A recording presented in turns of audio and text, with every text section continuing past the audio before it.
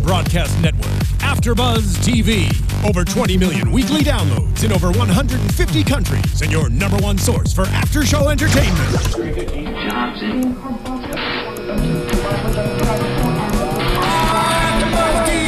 AFTERBUZZ TV, the destination for TV superfans. Producing aftershows for over 300 of your favorite TV shows. Interviewing celebrities and showrunners. And bringing you behind-the-scenes exclusives. All thanks to E! Entertainment's Maria Menounos, producer Kevin Undergaro, and internet leader Akamai. Now, let the buzz begin! Hey guys, and welcome to The Walking Dead AFTERBUZZ After Show. Once again, full crew here with Joyce Ajouri. Hey guys. Derrial Christon. What's up, everybody? Nando Velasquez. Hello, hello. And guys, I'm David Klein, and welcome back. And this time, this is the first time in many episodes that we've actually gotten multiple storylines as opposed to following one specific storyline. This hasn't happened almost this entire season. Yeah. So, we're actually going to break it up by storylines for a change. Nice. Can I just give a quick impression? I was confused by this episode only because I just want to bring this up as a sort of because it's some of these people we haven't seen in 3 or 4 weeks, right? And they're starting like as if like no time has passed, like that first scene with Sasha, for example. Yeah. And yet, little things like we never, I mean, we know who was with Derrial now from 2 weeks ago, but they don't even show us like that whole rest of that reaction. They move forward in that. That's a good point. That is a good there point. were a lot of moments in this episode where I was like, what is happening? What has happened? I guess they're just like, hey, they just kind of glaze over. The writers just kind of glaze over those moments. I mean, I think it's great because it was very intertwined, and I guess the name of the episode's crossed, so I guess that makes sense. Makes sense, yeah. But I'm really unclear as to exactly how much time has passed based on everything that's going on from these, 3 or 4 storylines. Yeah, it can be a little confusing. Yeah, but I just wanted to bring that up because I thought I don't know how else we can bring it up. Yeah, no, I mean, definitely I agree. It's odd when, I mean, one thing is literally like a scene later, and then other ones we're supposed to assume like, oh, it's been a couple days, and then a couple hours later, like Abraham's storyline was supposed to be later that day. It seemed like it was exactly where it left off. Yeah, it felt like right after they left off, but when they were mentioning and talking about it, it'd been hours and hours. But regardless, the beginning of what we have with the main crew is we get, this is going to be the split off point, but this is where they're going to be heading off to take care of business. So Sasha angrily chopping off some bench seats. Gabriel really freaking out over his church's destruction and having probably a lot of questions of faith that we're going to really see throughout the episode for his storyline. But this is really where we get that separation, where once again we've got the crew staying at home, probably a lot specifically so someone can watch over Judith, I'd assume, and Gabriel needs to watch over too. I don't know who's more of a hazard, really, Judith or Gabriel. That's a question. Gabriel. I'm gonna go Gabriel. I'm ready for him to go. I just have to be honest. Yeah, same here. And I was saying that Gabriel's kind of like what Carl used to be, like kind of just running off, like doing his own thing, or kind of not really understanding the scope of the issues, and not acting accordingly. Yeah. But yeah, no, absolutely. I think he's really conflicted. I mean, it's interesting because no one's really concentrating on him too. But we see, like, even in the first moments when he's looking at the back of the church where they wrote "You'll burn for this," and he's or when he's scrubbing the blood out of the wall, out of the floor. Like, this is a man who's going through like an internal battle. I feel like this is probably the first time he's really not felt at home in the church. Not felt comfortable, and he was fine on his own despite his feelings and the way he, was acting out about this whole thing. But this time, I feel like was the first time he actually resented not only the people that kind of commandeered it, but the church itself. Yeah, it's kind of sad. Well, I think if we could stick on Gabriel for a second, let's just stick on the storyline. I think he's really interesting, his character, because he obviously doesn't want to kill anybody, and we see that later on. Even he can't kill a walker when he sees the cross. But I think like, the way I look at the church, the way they ransacked the church, and Sasha like went to town on that pew, and they started taking everything out for their rescue mission, is this was his church, this was a holy place, and it's ruined, and it's almost more like his tomb. And I really saw him like using that machete to get out, like trying to get out of his tomb. Like he didn't want to die there. Yeah. Like, it was no longer a place of sanctuary where he could peacefully just kind of go if he wanted to. Yeah, absolutely. And I think there's a big theme. I'm trying to figure it out still because we just saw the episode, and I was watching Homeland in between my viewing, so forgive me. But I think a big theme. I'm doing 2 shows. But I think a big theme is purpose. A lot of these people are trying to figure out what their purpose is, and I think that's a big thing that's questioning Gabriel. What's his purpose in a world where, where it's apparently okay to kill people? Where Carl's teaching him a kid is teaching him how to defend himself and what weapon to choose. Yeah, and I think when we were watching, I think Stephen made a good point, is when you saw him breaking out of the church, it's like, well, if it's so easy to break out of the church, how come it wasn't so easy for the others to break into the church through that same type of going right underneath the church and pulling up the boards? Yeah, like it's so easy to access. Yeah. If they really wanted to get in, they could have easily broken through. Yeah. Because they were too busy with the knife on the walls going, burn it out! Yeah, but if they had like scoped out this whole church and they don't have walkers on their butt while they're doing. I mean, he didn't have a walker on his butt while he was doing that. I mean, sure. But yeah, but still, like they had time to really carve out. Yeah, they had carving out of like things. You're going to go to hell. Yeah. I think the bigger question. I think the bigger question for me, at least, is. I think if Gabriel wanted to leave, like, who's stopping him from leaving? Here he is doing this whole, I'm going to bring a machete in, and while no one's looking, and they think I'm going to sneak. It's no one's holding him prisoner. I think if he just wanted to go, this is the group that's not going to keep him captive. Yeah. But then what's his plan? Like, what does he want to do? I mean, that's what I was thinking the whole time he was walking out. I'm like, what does he think is going to happen when he walks out? I think Stephen also said the will of Christ or whatever will save him or something. Yeah. But it's like he doesn't really. It seems like he's kind of questioning whether or not he believes that. So what's going to save him? I think though, on what you're asking, Nando, is I think for him. He still doesn't really trust this group because this is a group of people who just murdered people in front of him, alive people, not just walkers. They did, but he's questioning what he believes, and again, like. He doesn't really know this group like we know this group. So yeah, as viewers, we can be like, well, this is the group who's going to let him go, who's kind, but he doesn't know that. He just witnessed some people be aggressive towards him when he first met them, murder people in front of him. Even if it was saving him, it was murdering people in front of him, which he's not used to seeing. Yeah. And so, like, he's, from his perspective and his point of view, he really doesn't know them at all. Well, he's been hiding from all of this. Exactly. And he chose to in his defense. And, like, with that, he doesn't really know what the hell is happening out there. Yeah. But you're right. It's like, as viewers, we see this group as someone who could keep him alive, and he's just not budging. I think the cross thing is going to be important at the end of the episode because, if anything, maybe it'll show him, even though he couldn't kill the walker at the end, that could be for him an indicator of belief's not going to save you, because this is someone who clearly had turned, who was a believer. It's a good point. So maybe that could be an indicator to him, or it was simply for the fact of him not being able to do it. But I think that could be the direction they might take. Right before he did that, I mean, he did that awesome body slam. You know, that was like, damn, you took wrestling. I didn't know that. Jeez. That was an awesome move. Has he been doing push-ups while he's been locked up? Well, how much does that walker weigh, really? Right. But he did that big move, and it was like got very violent, and I think it's just that one little grasp of morality. The one thing I want to bring up too, I just think it's weird, and please feel free to comment on this.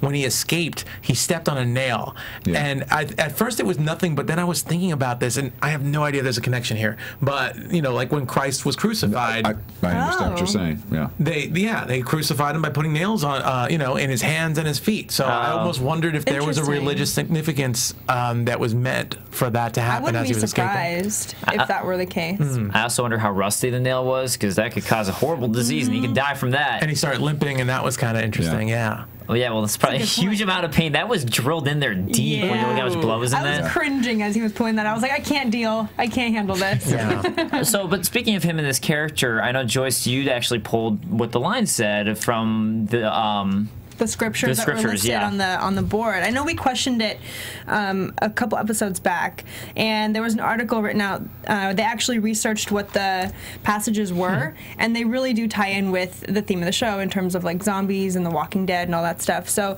it might take a couple minutes, but I'll read them out to you really quick. So the first one is Romans 6:4.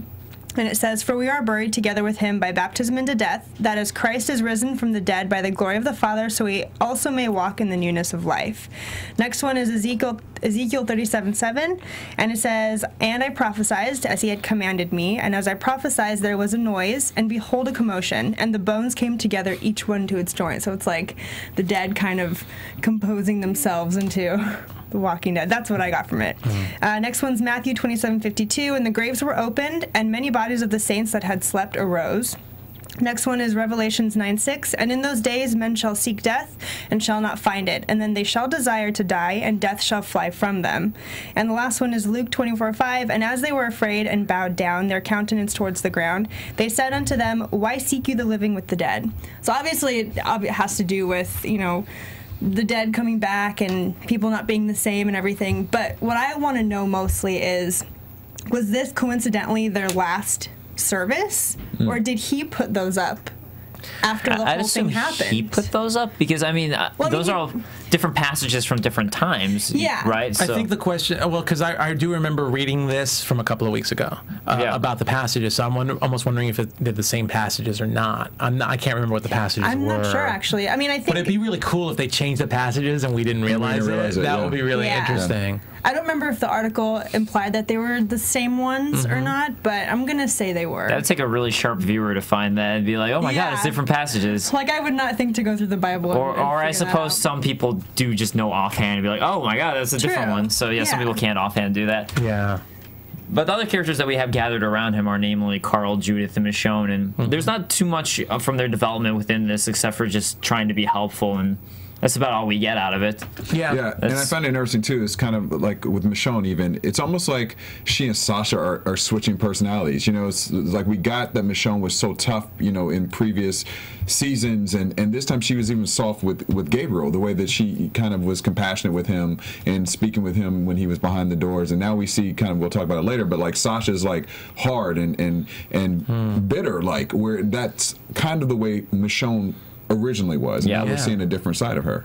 It's that side that opened up with Carl, really a lot. They kind of bonded a lot less. She's definitely stepped back from her usual attitude that we're used to, but I like it. I like seeing that side of her. It's like absolutely. We know more about her life, and we know more where she comes from. Well, it makes her more three-dimensional. Yeah, exactly. Yeah. I was confused though when Carl was trying to teach or tell Gabriel that you need to learn how to use these weapons. She was looking in that direction. I don't know if it was towards Carl or towards Gabriel, but I was confused. Like, was she proud of Carl? Was she like scared of the way Carl's kind of been acting lately? He's acting more and more like Rick, a little more hardened, or was it more about Gabriel? I don't know. Yeah, because it was also. I thought it was towards Gabriel, just because of after her having that conversation with him. Also, I just felt like it was more geared towards him in that. Makes sense. Yeah, I guess it's just there's that interesting part where when Carl was kind of explaining how the group goes, when he's like, well, we just move on and it's not safe to stay in one place. When he was talking about that, that's when I noticed Michonne give it an odd look. So I was wondering that too. I kind of noted that as well, that she gave an off look. What does it mean? I don't know. Because everything means something in this show, guys. Yes. Yeah. No, the scriptures didn't mean anything. It wasn't coincidence, it was just coincidence. Even though they built the church. Yeah, there's always a hidden message somewhere. Coincidence. But we'll see what happens with Gabriel, I guess, as he's out on his own. And he got rid of one walker. He didn't kill him completely, but he got rid of one walker. He's moving up slowly. I'm ready for him to peace out, Gabriel. I'm over him. Sorry. Yeah, well, could be soon, especially if that nail gives him rusty nail disease. I'm forgetting the name of. It's rusty nail disease. I think it's Lyme disease. Yeah, I think it's Lyme disease. Limestone. Rusty nail disease is what I'm calling it. The other group that we have is the main crew, who end up heading out at this point, and Rick specifically not wanting to go to Atlanta, but he feels he owes Carol, so that's why he goes instead of Michonne, and Michonne's going to stay back and watch. So he actually does feel really bad about what he did in the past, especially after she sort of saved everybody. Yeah. And that's what leads them off, and we really have a lot with Sasha's storyline in this episode. There's a lot about Sasha and Tyrese and their familial, I was going to say brotherhood, but sisterhood, familialhood, kinship. So it was really about that storyline of just Tyrese and just wanting to constantly help, and Sasha not being able to accept it, which I completely understand. I mean, it's almost like the same thing if you go through a breakup without someone dying. Yeah. It's like everyone can say, well, I've been through a terrible breakup too. It sucks. And you know that, you understand that, but it still doesn't mean you want to talk about it. You kind of just, you need your own time to process and get over things. And it doesn't matter if someone's done it too. It's still, for you, a horrible situation. But this is ironically one of the moments when it's like, like what happened with Sasha? Why is she acting this way? It took a couple of weeks ago you know, but she obviously lost Bob, and then here she is doing this crazy like chopping up the pew, and obviously Tyrese sees the problem with her, and a lot of the communication between the two of them is about, you know, Tyrese going through this before, and her feeling guilty for not doing the parting shot to Bob, giving him the I guess the respect herself. Yeah. The old yeller shot. The old yeller shot. But yeah, I mean, like I said, it was jarring for a second, but it's easy to get back onto it. Yeah.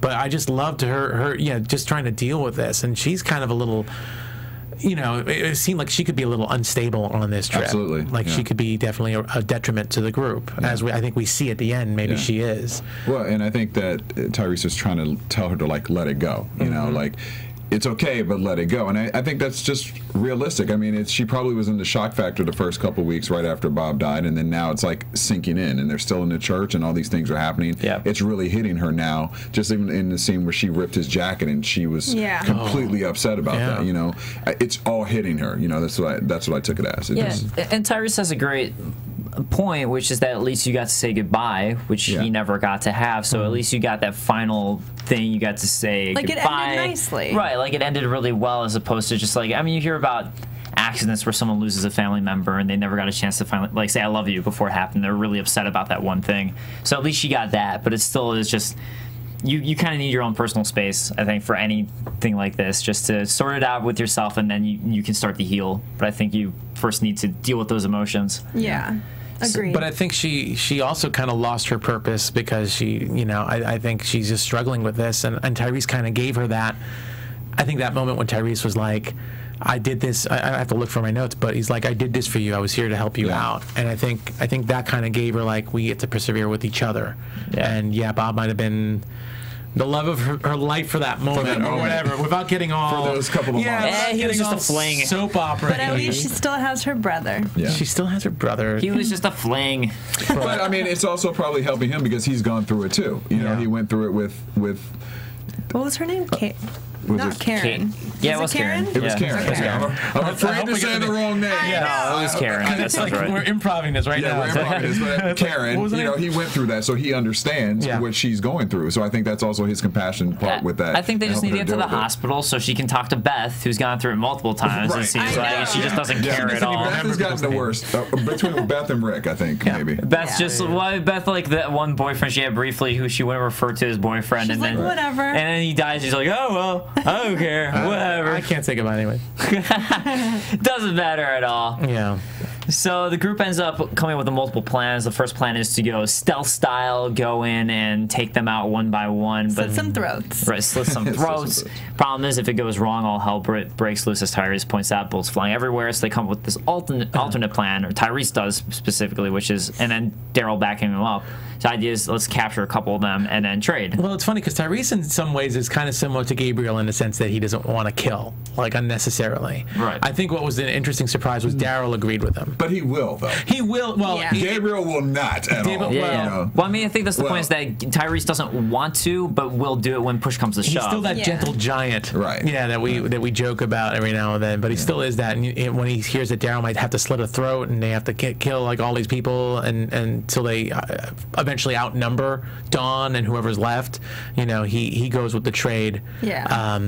Which is really, really interesting plan. You know, it's interesting. I already mentioned I also do Homeland, and a couple of weeks ago I think we mentioned that there were some similarities. There was actually some similarities between these. It's almost like the writers are doubling up, but I won't say anything else. Although there was a trade in this week's episode. But Derrial agreeing with it, I thought was really, really interesting too. Mm-hmm. I thought that was really cool. I did like Tyrese's plan off the bat way better than Rick's. Well, I mean, it makes sense why Derrial would agree too, because it's just like, well, there is the chance, as Tyrese pointed out, that we mess up once. There's a guard who's offhand in the wrong spot. Yeah. They have guns. They have a lot of guns and a lot of people, and we're just screwed. Whereas in this situation, I don't agree. I don't think Tyrese was thinking that way. I think Tyrese was just trying to come up with anything to not do. No, I'm talking about why Derrial was agreeing. Like, I think Derrial, like from an outside perspective, as Derrial, you know, he could go either way. I think he's very neutral. You know, this sounds like, you know, this is a plan where we're probably going to be safer. So you really do want the safer plan. That's what you always want to go with. So that's the plan they end up taking. I would have sided with Rick. I would have. Maybe I'm getting heartless watching the show, but I would have sided with Rick. Not knowing, I mean, not knowing Dawn or if any of the people were good in the hospital, I would have sided with I'm Rick. not saying Rick's plan wouldn't work. I'm sure it would because Rick's plans usually do come out fruitful in the end. Yeah. But I mean, at the end, would Dawn really care about the cops they're trying to trade? Like, I don't know. I mean, I guess that's where you Like, trust Noah, would who's they your even- insider source. Yeah, but he was wrong. Yeah, Lamson. Yeah, he was. But I'm saying, like, given what you know at the time, though, you don't know that he's wrong. You think he's Yeah, the insider that's source. true. That's what you got. That's how you know everything. And based off of the info, I probably also would have gone with this alternate plan, specifically more for the sake of, it seems the way they handled it and took care of it, it was pretty easy for them to capture a few guards, at least 2 guards until the third one showed up. I mean, that was pretty easy to handle, take care of. That type of thing just works. It's easier because you can use that element of surprise, which they still wanted to use in the first plan, but this is like a safer zone where they're outside.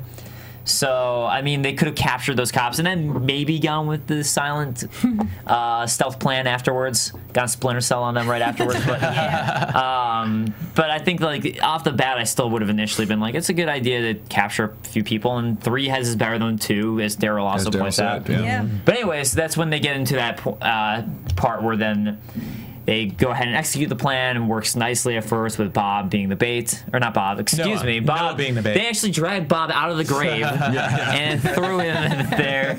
Yeah, thank you. Noah They being the almost bait. ran Noah over, which I thought was pretty crazy too. Even Poor kid. So Nando, on your side though, is Bahavel in the chat saying I go with Rick's plan too. I wouldn't trust the trade, especially with the shady cops. here we go. But then again, like, I mean, you just don't know. I don't know. We don't know how shady the cops are outside what Noah says from this outside perspective. But you do have someone on your side. That's what my point is. All right. You're not alone. Thank you, I'm not alone. So I don't think I'm alone. I think other people might agree with me. You know, but it starts with 1. It starts with 1. Yeah, it starts with 1. you have to build that momentum. Got it. It's, then you get the mob mentality. So after that point, that's when things kind of go to hell briefly in a really weird way, where this cop car shows up, but there's only 1 cop in it, and he's somehow able to get both of the captured cops, both Shepard and Lamson. Yeah. Shepard and Lamson in the car and drive away, despite the fact that multiple bullets were shot into the windshield, where he was the driver's side of the windshield. They were probably shooting the tires, it looked like. We thought Sasha shot the tires. We thought Sasha shot the initially. tire like at the very last second because I saw a bunch of air. Granted, it could have been like dust kicking up from the tires, but I could have sworn she shot at least 1 tire. So if anyone saw that, clear it up. We're also talking about a group who, as much as like Sasha was bragging, oh yeah, I can take care of Annie Walker, I'm a good shot. These are all good shots. Yeah. It's one of those like all cases cops. where when it's humans, all of a sudden everyone's a stormtrooper and can't shoot for shit. But when it's walkers, they're the best shots in the They're the best world. shots. It's just And 2 of them were handcuffed. yeah. And 2 of them were handcuffed. That's 2 of them were handcuffed. like, this is stuff to me where it gets like, all right, like I understand you want to be able to move the storyline the way you would, but it'd be nice if shows would just handle things where it keeps an area of consistency. Can we justify it by saying perhaps Walkers are slow and humans run. that of the perhaps Rick's group was like just trying to scare them and were just purposely shooting badly, and like hopefully Kind of like the Terminus people at the end of last season. Yeah, with the hopes of like catching up to them and like actually going through the plan. Can we just say that? Look, I'm willing to heat of the moment. They were surprised. I don't think you're not like framing up and Yeah. shooting someone. No, You're just I mean, I know walkers are slow. This is very heat of the moment, but it's just like I'm willing to forgive them. But it also didn't seem like they got very far, because then when we see the car in the next scene with the It looked like they walked the corner. arm on the tire, it seemed like they could have walked It there got, in like, like just a wrapped matter around. of seconds. Yeah. You know what I mean? It didn't seem like it was that much of a distance Yeah. between where they were. Yeah, I Yeah. don't think so either. yeah. Well, yeah. I mean, that's because immediately they went into the melted Walker that was awesome. zone. That was one of my favorite scenes That in this was the entire best episode. zombies. Absolutely. Yeah, I've seen in a while, and I've seen there's some really good ones Yeah. this season in particular. But those were the best freaking ones. They were nasty. melted asphalt Ugh. zombies. I Yeah. think my favorite was when Derrial took the head of the walker and banged the cop. in the That head. was awesome. That scene and was- disgusting. Yeah. That scene, I know if Daryl dies, we all riot. I know that, but that scene for a second, I'm just like, I was like, what is he doing? His Well- hand is in his mouth. mouth. Get it? His hand is in his mouth, and then he happens to just let go as the walker's about to chomp on his fingers. Which I thought was brilliant. Yeah, it was brilliant. And he gets the eyes. Oh my God! Just kudos. I was just thinking, oh, he did this before Woodbury. He's got it because he did the whole arena battle with Merle and with the walkers chained up around the side. I'm like, he's used to this thing. Daryl's got this. Actually, my mom texted me and she was like, "This show's kind of really gory." I love that your mom texted about The Walking Dead. Yeah, that specifically might be my favorite referencing of the entire night. By the way. I came here. I'm like, apparently this is a gory episode because I got a text from my mom. I was like, your mom was right, Dave. Yeah, from that one eyeball plucking thing. Yeah, anything with eyes, I'm like, Yeah. Yeah, even the way they had the walker surrounding Daryl when the cop was on top of him and strangling him, and the walkers the mouths were chomping at almost at Daryl's face and everything. That was perfect. That was crazy. Yeah, I was just thinking this is they're very crunchy, gooey-ish walkers to be able that you could just rip off their head and get through their eyeball. I thought of Scorpion's fatality in Mortal Kombat. Oh yeah, ripped out his spine and it's like. It's very much like that. Yeah, it's pretty much like that. Yeah. I wish that it just appeared fatality. And someone goes, whoopsie. Whoopsie. Yeah, so they got, with that, Daryl wins the battle with the third cop, and then the other two are handcuffed and running away handcuffed, so it's pretty easy to. You assume you don't really need to see the action for that because they're handcuffed. All right, whatever, they got them. So that's how they capture the cops. And there's this internal struggle with the cops themselves, as we find out from the cops things that we kind of heard on the slide from Noah and during Beth's scenes in the hospital. That there's all this inner struggle within the cops where they want a new leader. They don't like Don, but some people on their side. So it's just this inner turmoil and inner warfare. We got some good insight, though. Yeah. I mean, who knows who was telling the truth and who was being honest and how much of it was truth and honesty. I mean, at this point, given the whole episode, I kind of think that Shepard was probably being completely honest. Yeah. Given that you're probably supposed to trust one of the cops, and we're given the red herring to trust. Like good cop, bad cop. Yeah. Yeah, I don't understand. I mean, that was a little confusing to me as to whether or not to trust him. I would think, we'll talk about Dawn in a little bit, but I would think Dawn wants all the police officers she has. I don't think there's really bad cops that she wouldn't trade with. I honestly think that, that was just a ploy for Shepard to be uncuffed and, I'll handle it. Let me just go there and I'll handle it. Oh, yeah, it definitely could. It absolutely could have been. But then you got Lamson, who seems to have the stronger word. Also, the fact that Noah stands up for Lamson earlier. Yeah, said that he's the good one. The good one. Right. Yeah. Noah's like, oh, yeah, he's a good one. Nice. So Like, he'll be down for this. Yeah, and then Lamson immediately connecting with Rick, like, oh, dude, we're bros. I'm a cop too. I can tell by your, the way you do your things that you're a cop or you were a cop or whatever. So. I can tell by the way you handle yourself. Right. By the way you walk that strut. So yeah, he immediately tries to appeal with the "I can connect to you," and really, he's definitely, as we find out, and we see he's scheming, and he's very much a schemer, but. He knows what he's doing. He's been probably playing those cards with Dawn the whole time, too. And I thought it was ironic that his name was Bob. Yeah. I love how we see Sasha just perk up in the background. It's like, what? So, oh, another Bob. Let me appeal to this guy. Yeah. I lost one Bob, but another one will do.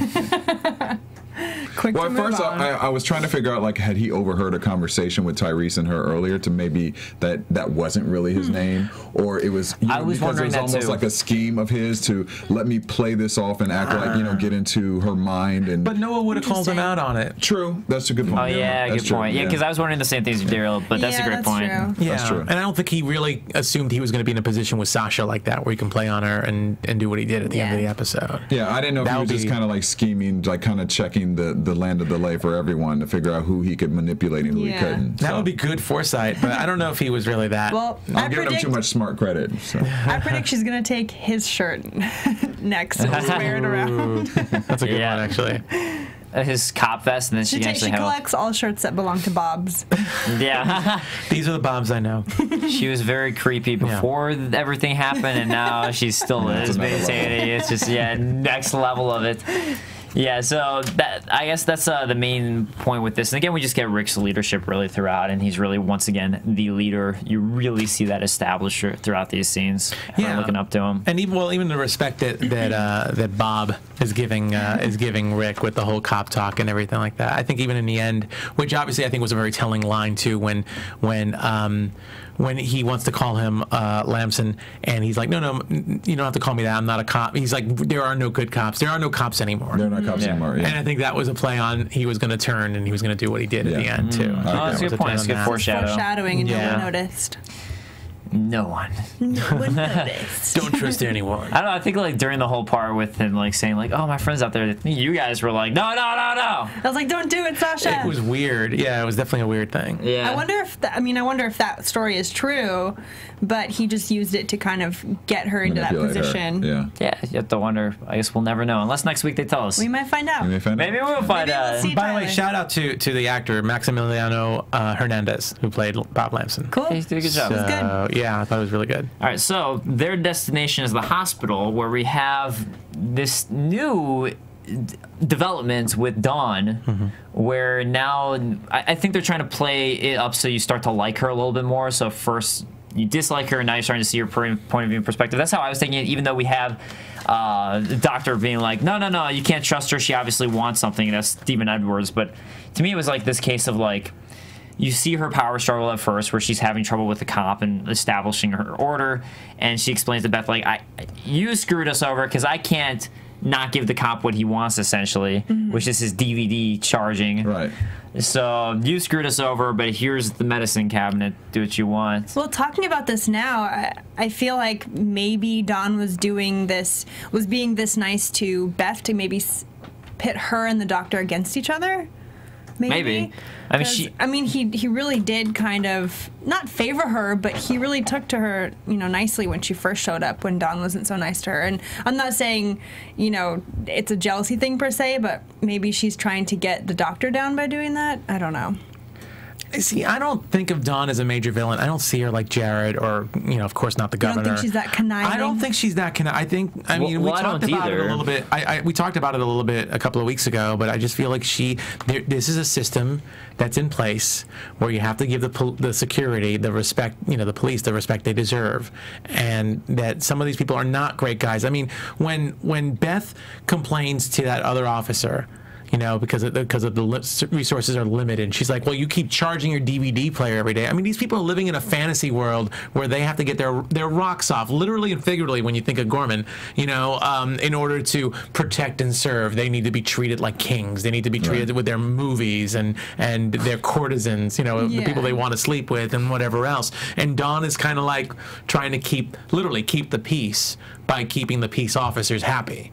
And I think Beth really, undermined her when she went and said that. So I really do think she's a good character. I'm really curious to see this showdown next week that's probably going to happen between the two of them, because I don't see Dawn as an evil character. In fact, I could even see her, if she listens to reason and she's peaceful with Rick, I could even see her joining the group. Yeah, I can see that. Yeah, no, I agree. I don't think she's evil either. It's just more of like evil, but she's. I don't think she's a good leader, but she's doing what she thinks is best, and she thinks the way that she sees it is the only way that it works. But I mean, at the same time, she is very knowingly capturing people. I mean, maybe she doesn't know what happens, but you kind of, at least I assume she would know that people are just literally running into. I just wish she had some balls and told the other officers. I mean, obviously she's frightened that someone's going to take her out and then take over her spot. Oh yeah, totally. But she's in a position where she can't really lead.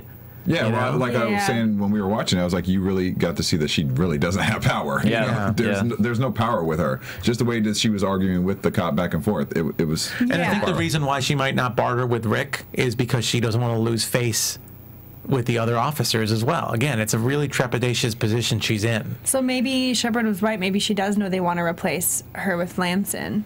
Yeah, I'm sure it's something like that. So she wants to save face by, maybe in the future not.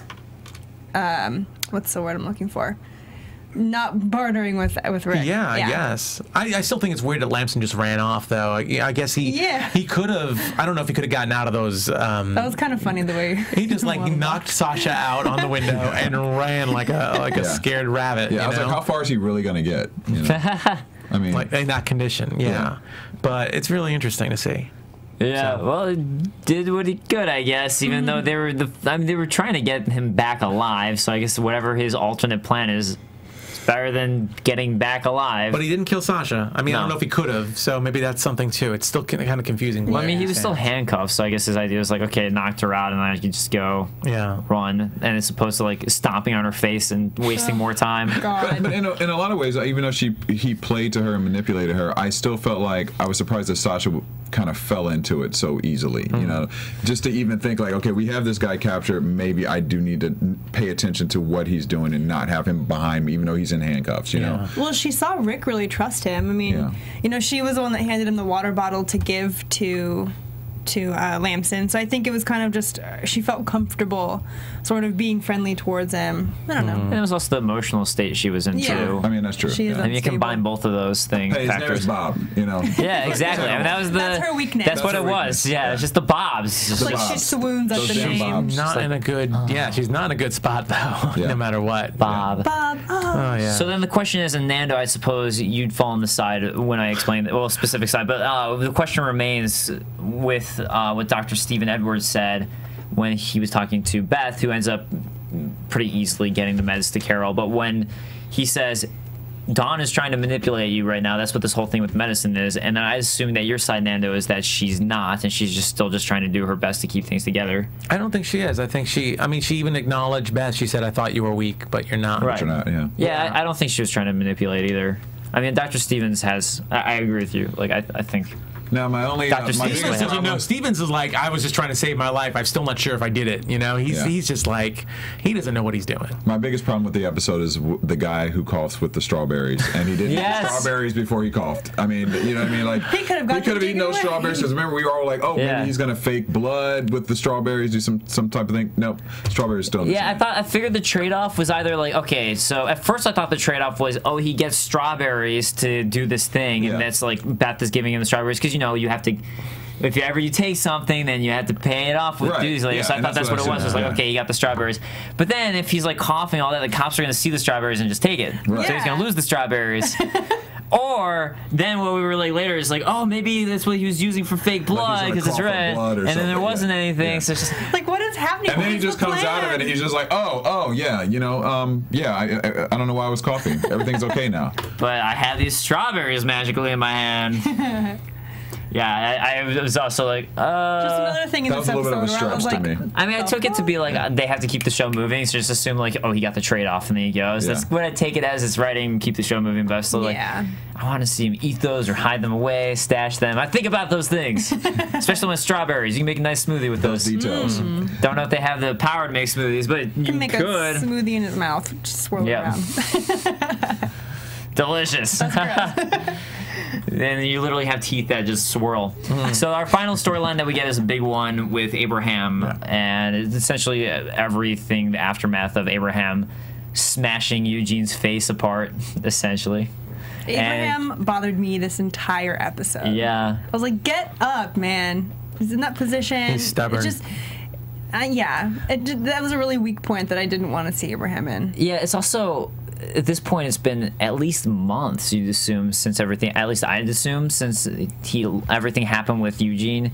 And yeah, he lost his new mission, and that's awful, and he's back to square one in a lot of ways, but you'd still think he would have moved on from what happened before, from those months of time, to not go right back to an emotional void. Well, I mean, don't forget, this is probably the weakness that we have from, you know, watching every week a different group, and then all of a sudden them just merging them all together. I mean, I think he was really affected when Maggie pulled a gun on him from that last time we saw him, and he thinks he's a monster. I mean, later on he even says, you know, I kind of wanted you to kill me when Maggie asks him. So I think he's just like being very defiant, and he's lost, and he's a soldier. He's like, you know, kind of like those really focused soldiers that are waiting for their next mission. Like he's just there, like, that's what I was gonna say. Gone. Yeah, a lot of soldiers without a mission, they're lost. You know, and that's where his character. Yeah, it's no purpose, and he's just like there, just like almost like you can't move him. Well, the other point too to that is that he finally takes both on the monster ideology and the soldier mission, is that when he finally takes the water, it's very specifically after it turns out that Eugene's okay. It's not even Maggie being nice, and where he seems to open up a little bit, but he finally takes the water, which is the big indicator, after Eugene's okay. So it's after he's less of a monster because he didn't murder another person. It's after Eugene, who gave him this mission that he has, is almost like the mission leader in a lot of ways, is okay. So both of those aspects could play out there for why he came back. I took him taking the water too as him sort of taking his life back. I mean, his lapse was pretty momentary. It was really short, but like taking that water, which is a symbol of life, it was kind of like, okay, let's move life on. Let's keep going. Yeah. So it's definitely some humanity that it showed, and I think the water obviously is very symbolic in general. Even like with the anagram that they created, Kratom. You know, there were all water bottles that they were written on top of, and while Glenn and Tara and Rosita went off, you know, to get more water. I think that's definitely very thematic from that group. They don't have much, but they have Sharpies. Yeah, and I love how they conveniently found walkers that had like nets in their jackets that they could use to catch the fish. I was like, how convenient is that these you know members-only jackets are found on these walkers here? Down south, I would think you know it's too hot to wear those kinds of things. I mean, winter time, you wear that stuff during winter. But I was like, did they actually see the mesh lining? Yeah, how did they see that? Or do they just assume those kind of jackets all have mesh lining? Either way, it worked out very nicely. Yeah, it was very fortunate. And Tara got her yo-yo. She gets to have some humanity again, and like just ignore the world and.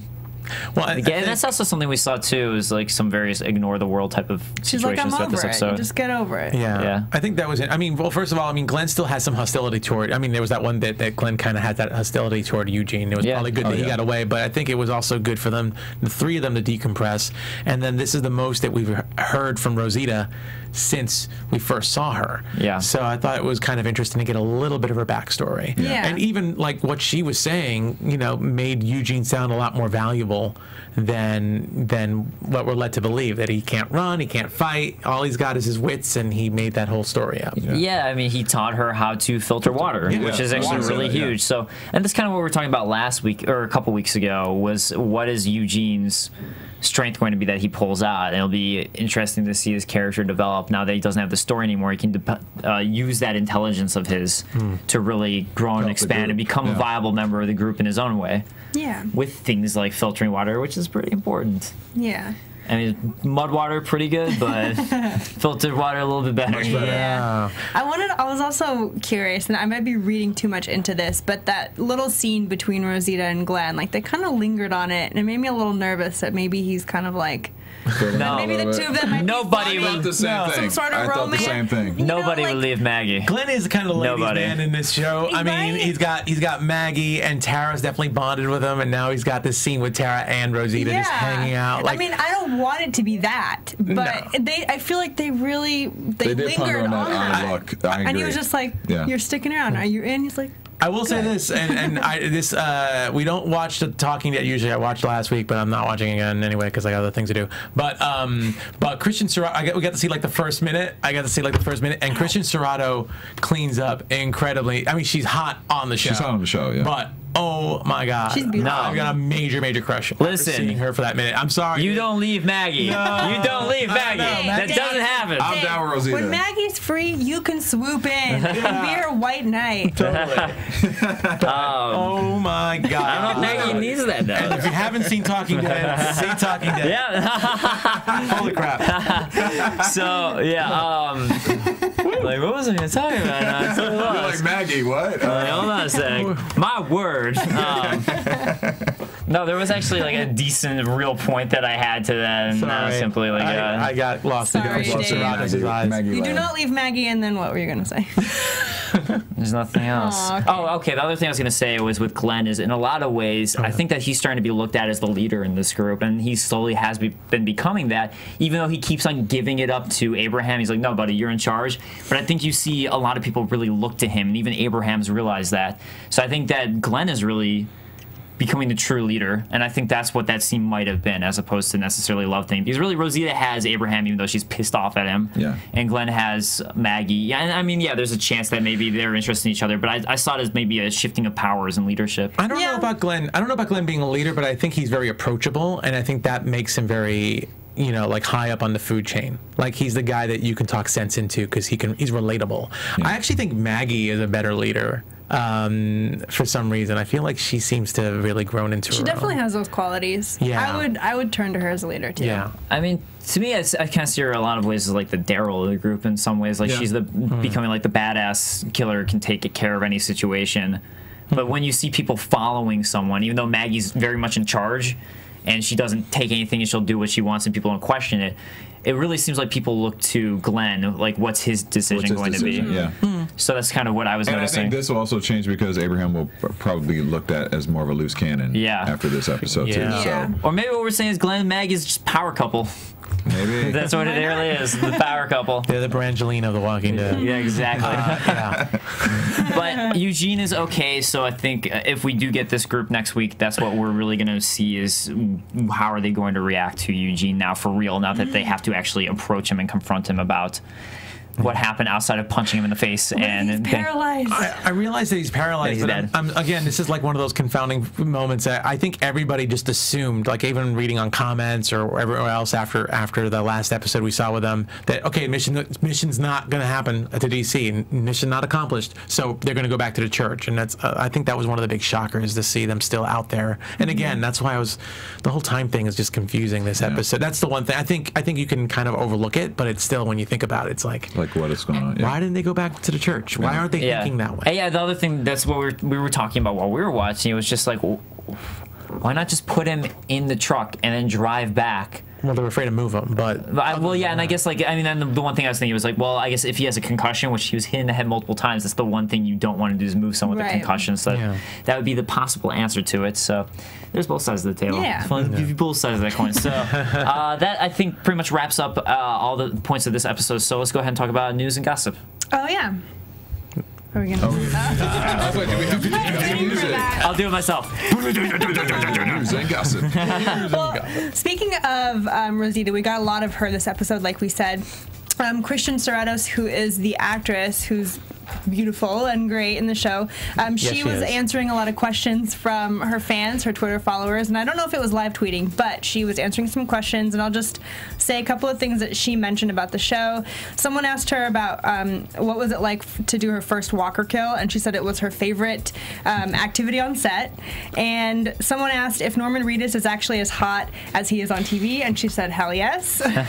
And she also answered a question, does she have nightmares about zombies catching her? And she said yes, she does.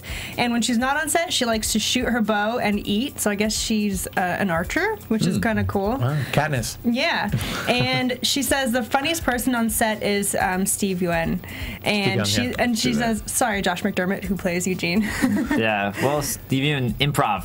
Yeah. Improv Oh, these days. okay. Well, they both Cool. do improv. Yeah. as we learned when Josh was here. Yeah. Yeah. So that's kind of all I gathered that really has to do with the show. She does talk about some more personal things, so check out her Twitter, which is, oh my gosh, it's C Serratos something. Oh my gosh. At first I was like, I'm her Twitter, terrible. oh my gosh. I was like, wow, that's just a great Twitter name I'm so again. bad at this. But, yeah, I don't have it. Shoot, I feel really bad. That's all good. But check out her Twitter. Check out her Twitter. She's the first one that pops up if you type in C Serratos. Yeah, or just type in oh my gosh and No, don't do you're that.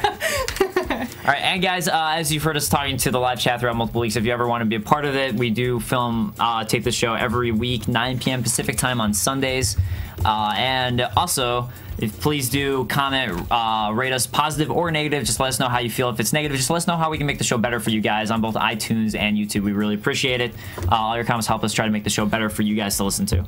Or watch if you're on YouTube's, whichever. Yeah. Or check out live, which you should do too. So let's go ahead and go to predictions. And now, your AFTERBUZZ TV predictions.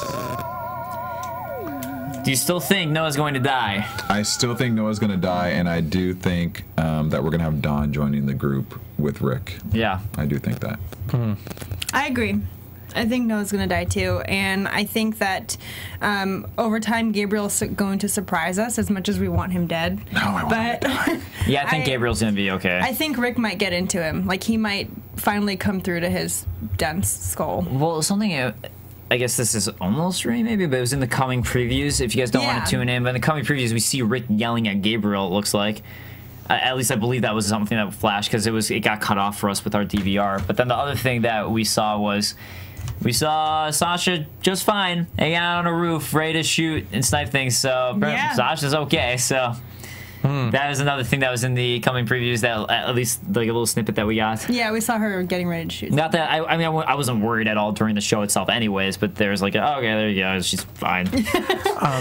I want to see. I kind of want to see Dawn with the group because I'm really, again, she's a very complex character. I think based on the way she leads. Yeah. And I'd like to see her interact with Rick, but I feel like Dr. Shepard actually would be more likely to join the group. I think, especially considering Dr. Edwards. Shepard's the cop. The cop. Thank you. I do that every week. I mess up somebody's name. Shepard from Mass Effect. You're really thinking about Mass Effect. It's okay. We get it. We're human. I'm thinking about Mass Effect, exactly. Yep. So Dr. Edwards, because I just think that they need Dr. Edwards right now the way Carol's in, if they're going to move Carol, that if they're going to go on a journey, they're going to need a doctor. Although he already gave Beth the info for how to take care of her. It's more than that, though. He just gave her the medicine. Moving forward. But no, I agree. I don't think that Dawn is going to be part of the group, even though I do think it would be interesting. It's just her place very much seems to be in this world.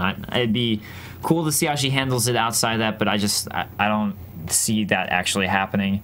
But yeah, I think I agree with you as well, Nando. If anyone joins, it'd probably be Dr. Steven Edwards, just for the sake of they need a doctor, and why not? And Beth might vouch for her, maybe. Now she's kind of like iffy about him, but she might. And he's kind of was trying to make his case again this episode of being like, I just want to live. So he's trying to make his case of why he killed the doctor, and it's an understandable point as much as it sucks. So we'll see what happens with it, but that's what's happening next week. So with that said, not next week probably. It's probably just, no, it's next week. I looked it up on IMDb. Apparently, they're still gonna do it after Thanksgiving. Next week is the finale for the mid-season finale, I believe. So Thanksgiving finale, apparently. So guys, we'll see you next week. Thank you so much for joining in. Once again, I'm Dave Klein. You can find me on Twitter at @TheDaveKlein. That is KLEIN. You can find me on Twitter at Nandovel, NANDOVEL, and here for Homeland and Scorpion. You can find me on Twitter and Instagram at JAJOURI, and Christian Serratos at C Serratos. I clarify that. You can find me at Derrial Christon on Instagram, Twitter, and Facebook. You can find my name probably at the bottom of the screen right now, and also BlackHollywoodLive.com. There you go. Perfect. Bottom of the screen. See you guys next time. Later. From executive producers Maria Menounos, Kevin Undergaro, Phil Svitek, and the entire AfterBuzz TV staff, we would like to thank you for listening to the AfterBuzz TV network.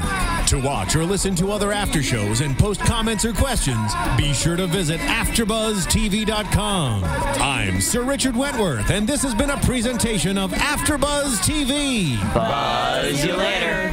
The views expressed herein are those of the hosts only and do not necessarily reflect the views of AfterBuzz TV or its owners or principals.